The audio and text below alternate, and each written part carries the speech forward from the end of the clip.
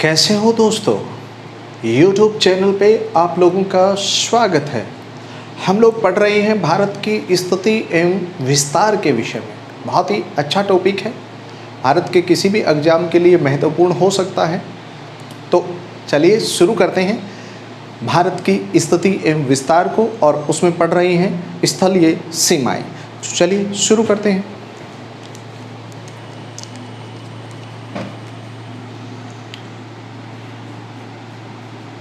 भारत की स्थिति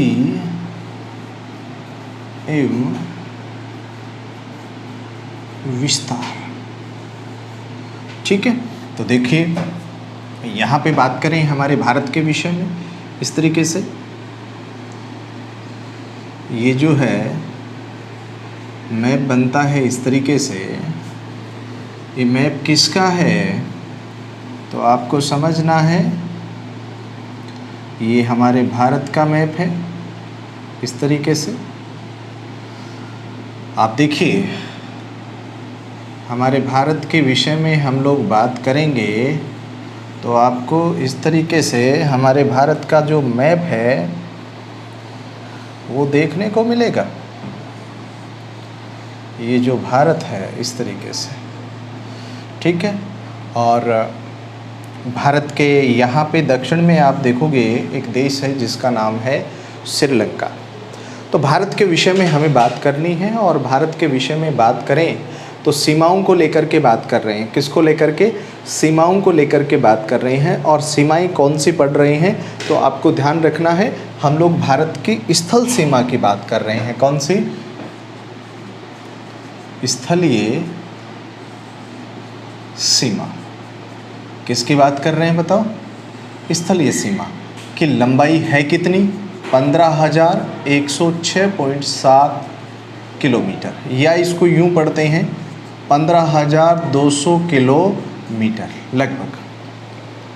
अब आप एक चीज़ समझिए, यहाँ पे अगर हम बात करें तो आज हम चर्चा करने वाले हैं दूसरे नंबर की, जो कि सर्वाधिक सीमा बनाने वाला देश जो है भारत से, वो कौन है तो आपको कहना है वो चीन है।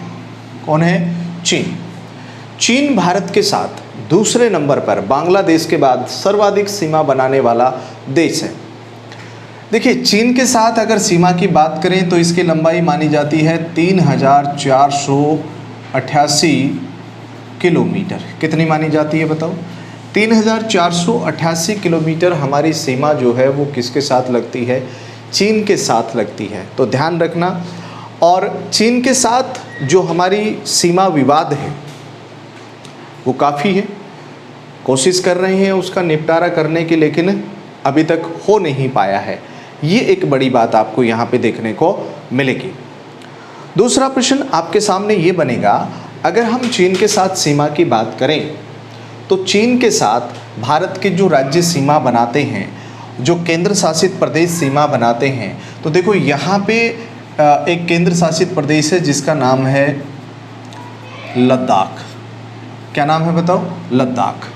अब लद्दाख की सीमा किसके साथ लगती है? चीन के साथ। यहाँ पे एक राज्य है हिमाचल प्रदेश, इसकी सीमा भी किसके साथ लग रही है? चीन के साथ। यहाँ एक राज्य है जिसका नाम है उत्तराखंड। कौन सा? उत्तराखंड। तो उत्तराखंड की सीमा भी चीन के साथ लगती है। इसके अलावा यहाँ पे जो सीमा लग रही है वो सिक्किम की लग रही है। मतलब ये जो राज्य है इसका नाम क्या है? सिक्किम है। सिक्किम की सीमा भी चीन के साथ लग रही है। और उसके बाद में जो सीमा लग रही है वो लग रही है किसके साथ? अरुणाचल प्रदेश के साथ। बताओ कौन से प्रदेश के साथ? अरुणाचल प्रदेश के साथ। तो एक बात तो बड़ी सीधी सी हमारे सामने आ गई कि एक केंद्र शासित प्रदेश चीन के साथ सीमा बनाता है, हिमाचल प्रदेश बनाता है, उत्तराखंड बनाता है, सिक्किम बनाता है, और अरुणाचल प्रदेश की सीमा लगती है। देखिए चीन के साथ जो हमारी सीमा लग रही है ना, आप ये समझो दूसरी हाईएस्ट स्थल सीमा हमारी चीन के साथ लगती है। पहले नंबर पे बांग्लादेश के साथ, उसके बाद में किसके साथ? चीन के साथ लगती है। अब देखिए चीन के साथ अगर सीमा की हम लोग बात करें, कुछ महत्वपूर्ण प्रश्नों की बात करें, तो चीन के साथ ये जो सीमा का निर्धारण हुआ है, वैसे तो देखा जाए तो पहले यहाँ पे एक राष्ट्र होता था जिसका नाम क्या था? तिब्बत। क्या नाम था? तिब्बत। इस तिब्बत के ऊपर अधिकार किसने कर लिया? तो तिब्बत के ऊपर अधिकार किसका हो गया? चीन का हो गया, है ना। अब देखिए तिब्बत और विशेष रूप से चाइना की अगर बात करें तो एक समझौता हुआ था जिसका नाम था शिमला समझौता। शिमला समझौता। और ये जो शिमला समझौता है ये हुआ था 1914 में। कब हुआ था? 1914 में। अब इस शिमला समझौते में 3 देश शामिल हुए थे। कितने देश शामिल हुए थे? 3 देश शामिल हुए थे। और इन तीनों देशों की अगर हम बात करें, जो 3 देश शामिल हुए थे, तो उसमें एक तो कौन था? भारत था, एक कौन था? तिब्बत था, और एक कौन था? चीन था। लेकिन हुआ क्या, इस सिर्फ शिमला समझौते के तहत चीन ने तिब्बत का विरोध किया कि आप तिब्बत को शामिल मत कीजिए। ठीक है, तो ये जो समझौता था, इस समझौते के तहत भारत और तिब्बत के बीच में, चीन के बीच में जो सीमा रेखा का जो निर्धारण हुआ उसको कहते हैं मैकमोहन रेखा। क्या कहते हैं? मैकमोहन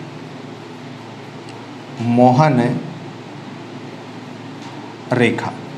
और ये जो मैकमोहन रेखा है, आप लोग यूँ समझिए, ये भारत और चीन के बीच है। खास करके अगर हम देखें तो देखिए भारत और चीन के साथ इस समय, क्योंकि तिब्बत पे चीन का अधिकार हो गया है, तो देखिए ये जो शिमला समझौता हुआ था इसमें भारत ने हस्ताक्षर कर दिए, तिब्बत ने कर दिए, लेकिन इसने नहीं किए। तो इसीलिए चीन जो है वो मैकमोहन रेखा को नहीं मानता है। तो क्या कहता है कि ये जो मैकमोहन रेखा है ना, ये आप मान लीजिए ये कहाँ पे है? ये सिक्किम के दक्षिण से गुजरती है और अरुणाचल प्रदेश के दक्षिण से गुजरती है। अगर आप ये मानते हो तो हम लोग इस सीमा रेखा को मान सकते हैं, अदरवाइज नहीं मानेंगे। ठीक है ना। लेकिन भारत क्या कहता है कि मैकमोहन सीमा जो है वो इधर उत्तर से है ना, ये उत्तरी सीमा को मानता है भारत। तो इसलिए दोनों देशों के बीच में इस चीज़ को लेकर के क्या है? विवाद है। तो ये भी एक विशेष बात आपको यहाँ पे देखने को मिलेगी।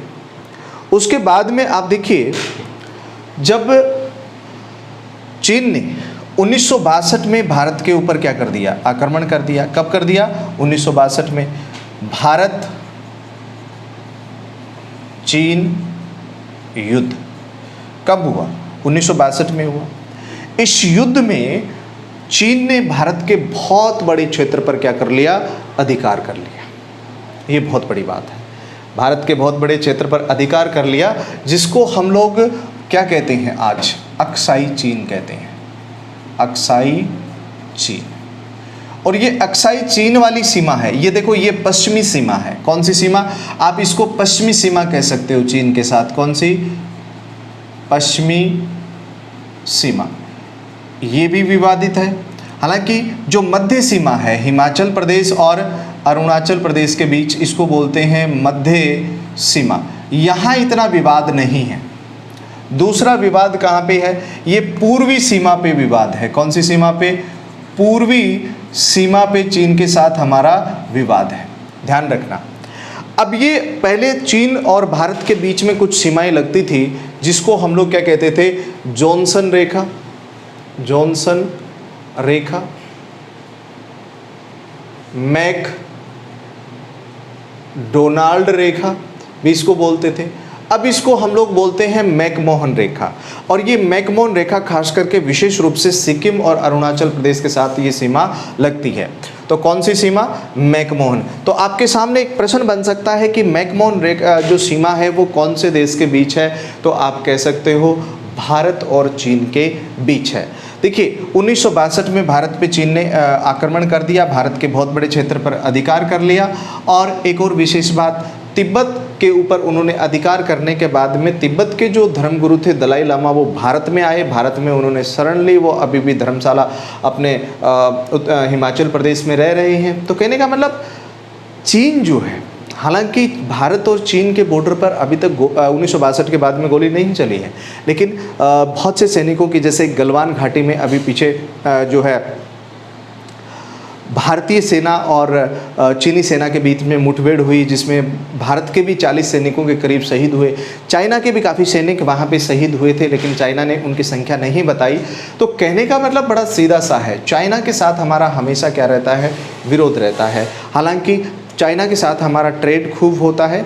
चाइना क्या कर रहा है, अभी जो ब्रह्मपुत्र रिवर है, जो ब्रह्मपुत्र नदी है, उसके ऊपर डैम बना रहा है, और उसके ऊपर डैम बना करके वो भारत उन डैम का क्या करता है, विरोध करता है।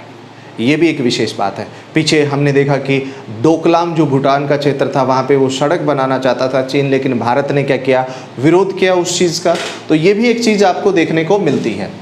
देखिए, हिंदुओं के देवता, मुख्य देवता जिसको हम कहते हैं, कैलाश पर्वत पे भगवान शिव विराजमान है, और वो कहाँ पे हैं, तिब्बत में है। आप सोचिए, कैलाश मानसरोवर की जब भारतीय यात्रा करते हैं तो भारतीयों को काफ़ी पैसा देना पड़ता है चीन को, तब जा कर के हम लोग क्या करते हैं, यात्रा कर पाते हैं। तो ये भी एक विशेष बात आपको देखने को मिलती है। तो चाइना, हालांकि सुरक्षा परिषद में विशेष रूप से जब स्थायी सीट की बात होती है तो चाइना अड़ंगा करता है, हमेशा चाइना भारत को रोकने की क्या करता है, कोशिश करता है। तो ये चीज़ भी आप लोगों को ध्यान में रख लेना है।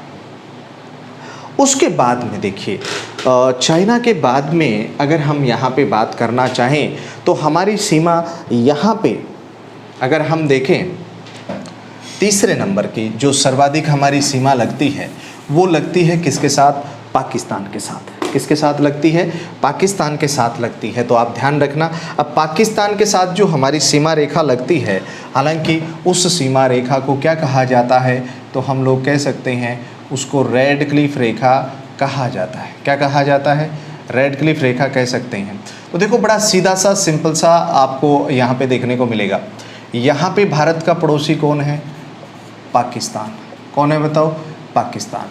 और पाकिस्तान की अगर हम बात करें तो पाकिस्तान के साथ हमारी सीमा लगती है 3323 किलोमीटर लगती है। कितनी लगती है, 3323 किलोमीटर लगती है।